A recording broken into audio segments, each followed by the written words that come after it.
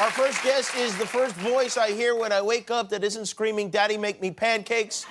You can hear him every morning like I do on Sirius XM and read his innermost thoughts. In this book, Howard Stern Comes Again. Please welcome the pride of Long Island, Howard Stern.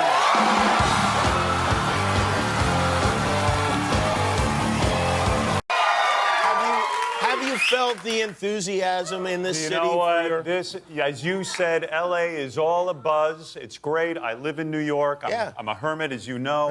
And when I come out here, like every 15, 20 years, the first they think there's a giant praying mantis in town. But then there I am, and people get excited when I'm here. As you are excited. I am excited. I'm very excited.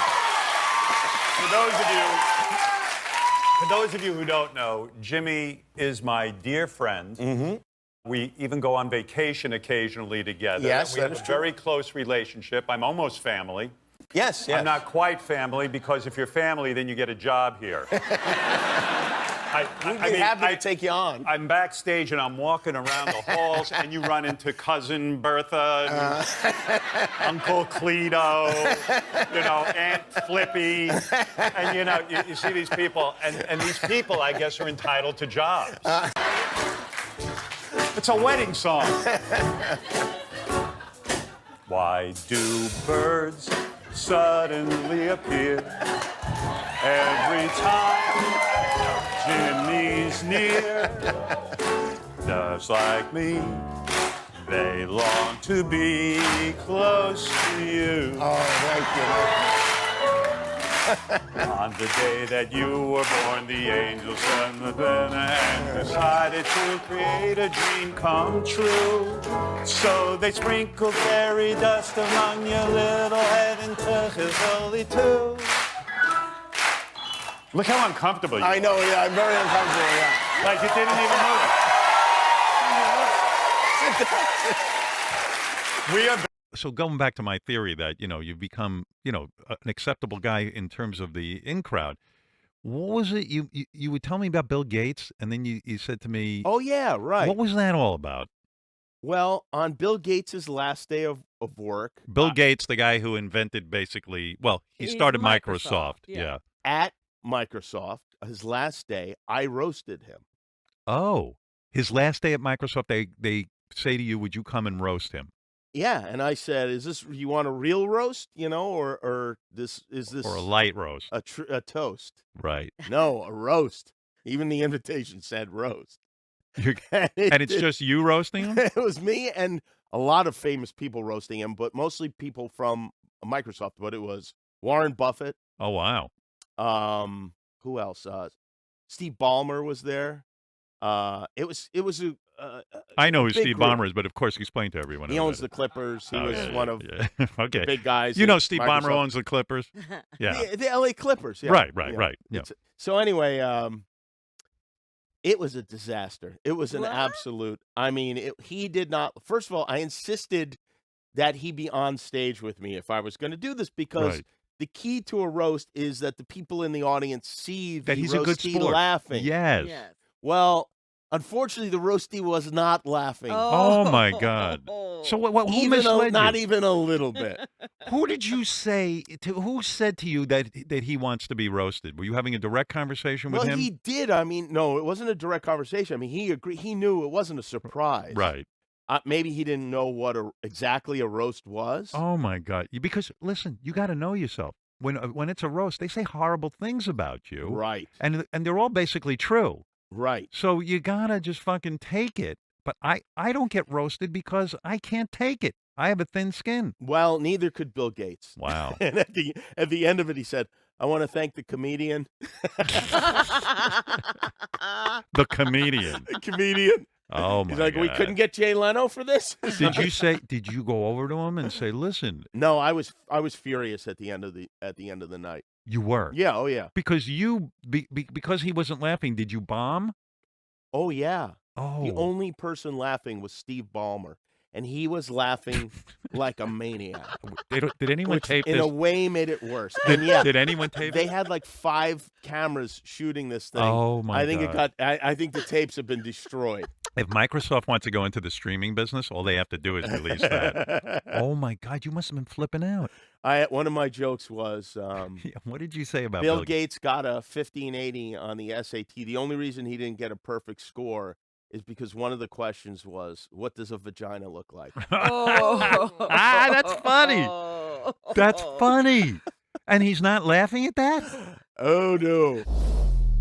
You were talking about the business of the Beatles, and this to me is fascinating. When they break up, all right, and who knows who broke? Everyone has a theory. I know. Who broke it up? John. John did. Yeah. And he tried to pin it all on you. No, I don't think anyone tried to pin it on it. It just came out that way. That's a long story.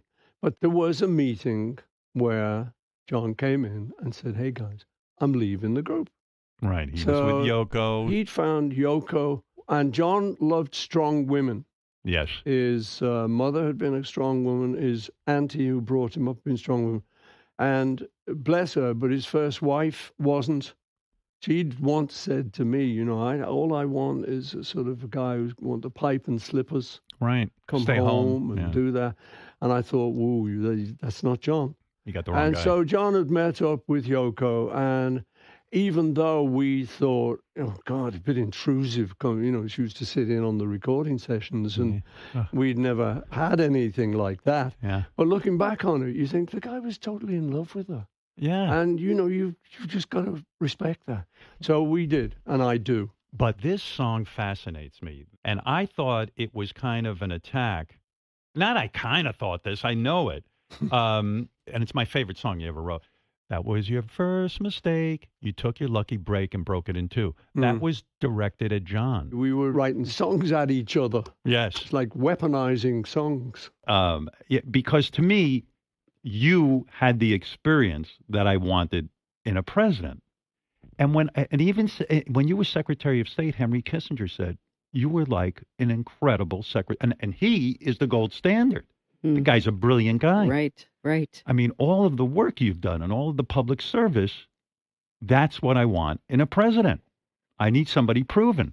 Well, we do need that, don't we? We do need it. We really do need it. I know. And well, first of all, let's get this out of the way. You've written this book with your daughter. Right. The Book of Gutsy Women. Right. And I was shocked. No Oprah. We left out some of the best-known people like Oprah or Michelle Obama, for example, or Angela Merkel. Good. They get enough. Well, we thought that, first of all, they do a great job speaking for themselves, and everybody knows they're gutsy. Right. What does gutsy mean, to be a gutsy woman? It means having that determination, that persistence, to not only achieve something for yourself, but also to make a positive difference for others. I'm interested in people who are successful, and there are many of them, obviously men and women.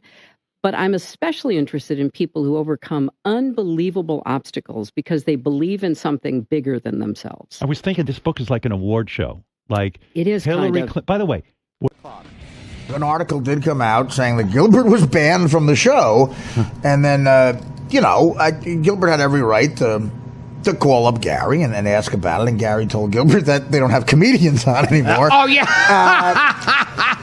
And then Gilbert listened the next day, and they had 4 comedians on. Yeah. He'd prefer Chelsea Handler's brand of humor. So are you upset, Gilbert, that even though she is one of, our generation's greatest comics, that he'd prefer to have Chelsea? I wouldn't be surprised if him having her on was just a fuck you to me. Yeah.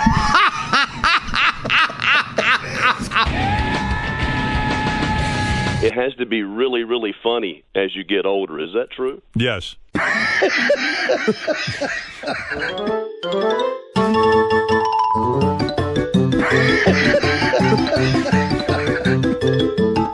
It has to be really, really funny. Dude. I mean, your tastes change, and you've done so much comedy, and you've heard so much. Yeah. Yeah, you can burn out. You do the show, and then I do the show I want to do. I had a laugh. The new thing from the people who now hate me is, Howard changed because Marcie Turk, who is the woman who runs my company, he got this woman in there, and she calls the shots on the show, and she won't let him do this and that. Whoa. Stop the clock. I don't not like Howard. There's a broad he hired named Marcie Turk. That's what I was doing, the goof. Marcie Turk, yes, very funny, yes. She brainwashed. Howard had the most impressive brain I've ever seen in my life. This was a thinker, and a brilliant mind. Someone actually brainwashed him. This woman came in, Gary, blah, blah, blah. He had an office, right? He wanted 5 more feet in the office the entire time I was there. She gets hired, gets his office, and they make it bigger. Oh, my God, really? I mean, And by the way, I got a retraction. I found out that she did not take Gary's office. She took Tracy's office, the douche. Yeah. And because of that, Gary has to share an office with an intern.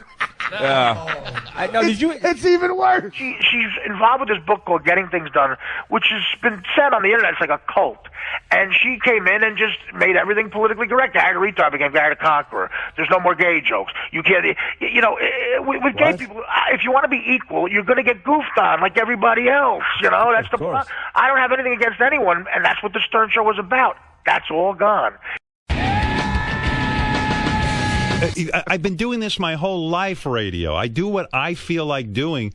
Marcie, you think of Marcie as the general manager here. She's a general manager. She sits there and does a lot of different things and helps run the organization, all that. But when it comes to the content of the show, I don't sit and meet with her about the content of the show. Whoa. Stop the clock.